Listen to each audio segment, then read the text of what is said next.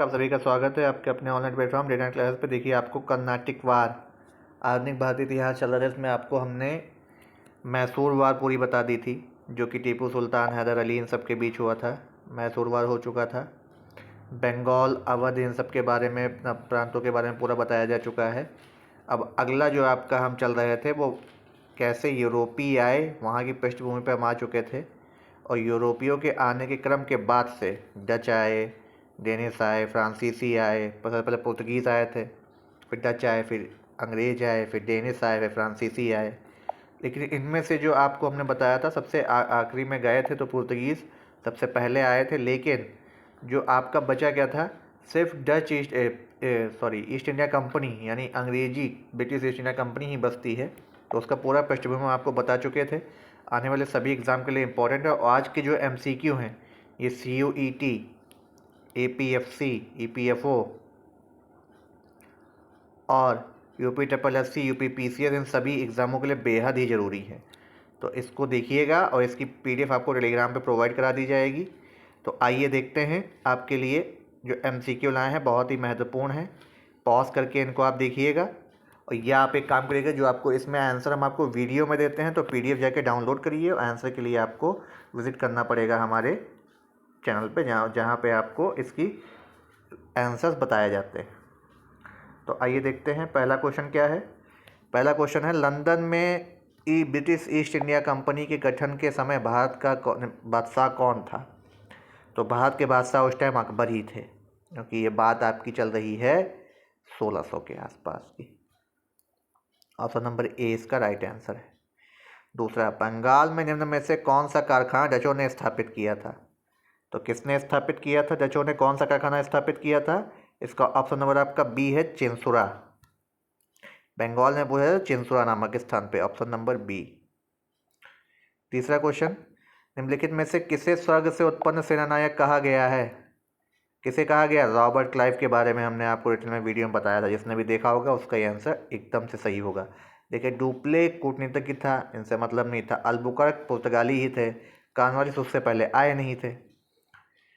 चौथा क्या है, अंग्रेजों ने सूरत में अपनी पहली फैक्ट्री किसकी अनुमति से स्थापित करी थी? तो किसकी अनुमति से स्थापित करी थी?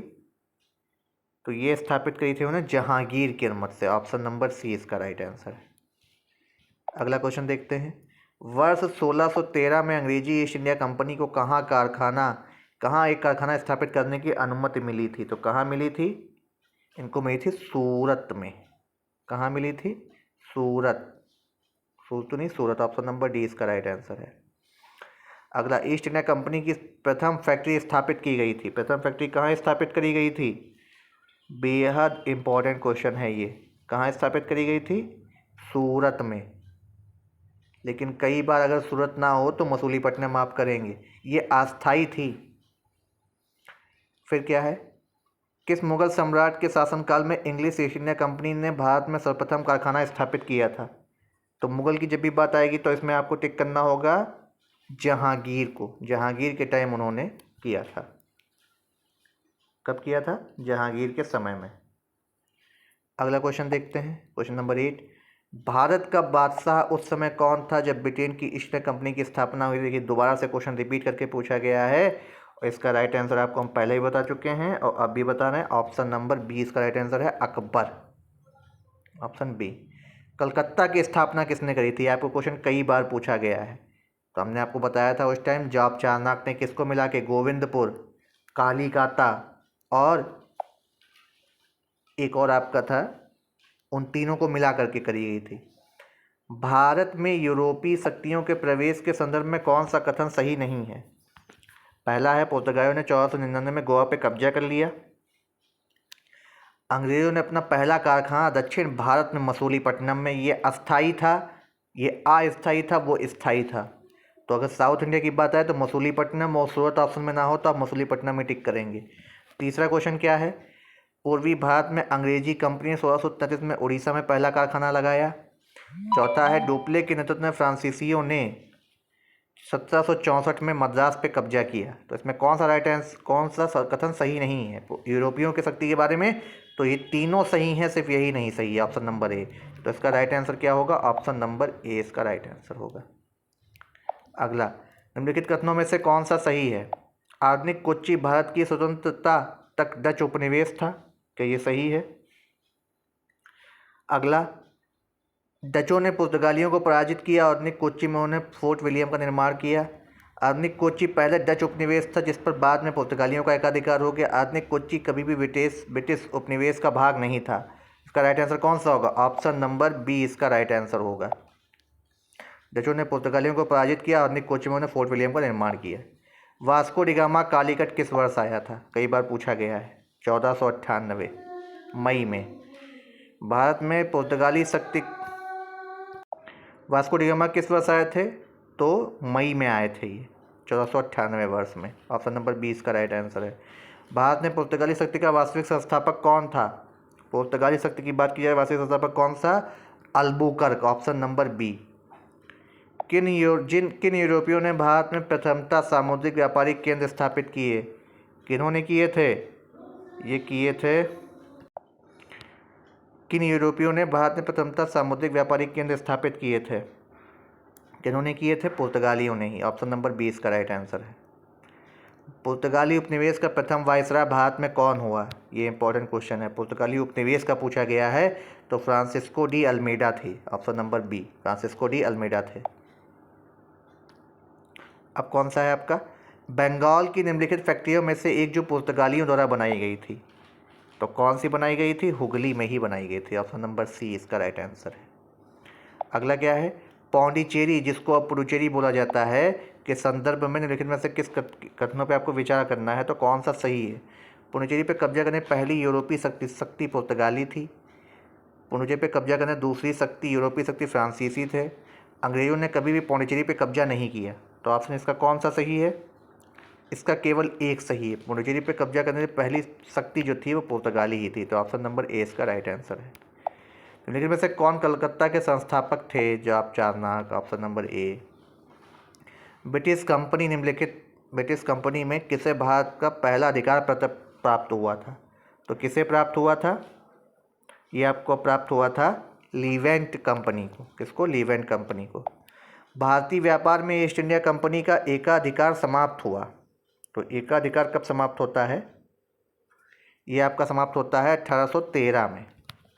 कब समाप्त होता है?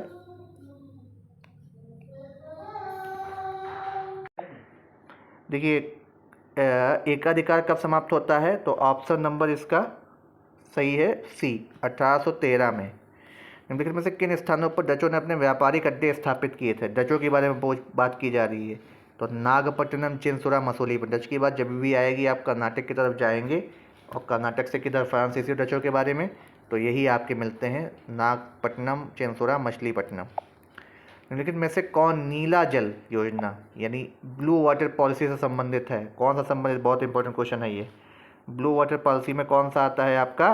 डुप्ले थे। ऑप्शन नंबर कौन सा सही है इसका? Option number D, Dupleix. किसने ईस्ट इंडिया कंपनी के बारे में टिप्पणी? कंपनी एक असंगत ही है, परंतु यह व्यवस्था का भाग है जहां सब कुछ ही असंगत है। तो इसमें राइट आंसर क्या होगा? ऑप्शन नंबर, इसका राइट आंसर होगा option number B, GB Macaulay. तो ये आपके कुछ महत्वपूर्ण क्वेश्चन थे जो कई बार पूछे जाते हैं एग्जामों में। इसके बाद हम आपको कुछ ईस्ट इंडिया कंपनी या बंगाल के नवाबों के बारे में बताएंगे।